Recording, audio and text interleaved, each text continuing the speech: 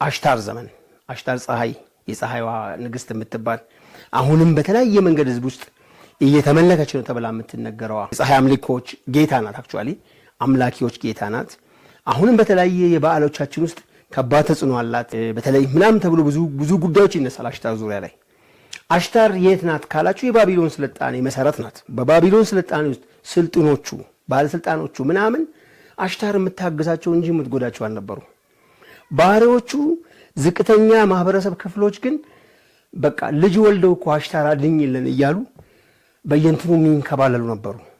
ስትፈልግ እኔ ገረፍኳችሁ ብላ ስትፈልግ እኔ ያነሳሁት እያለች እንደፈለገች ስትፈርድ የነበረች በሷ እንትን ውስጥ የሚሰራው ሴራ ነበር። ያም ሆነ ይህ ግን በአንድ ሰው ውልደት የአሽታር ቤተ መንግስት ተቃጥሏል። በነቢዩላህ ዩሱፍ ሲወለዱ የነቢዩላህ ዩሱፍ ውልደት ይዞት የመጣው ኤነርጂ ወይም ፓወር የንቡዋው ፓወር የሷን ቤት እንዲቃጠል አድርጓል።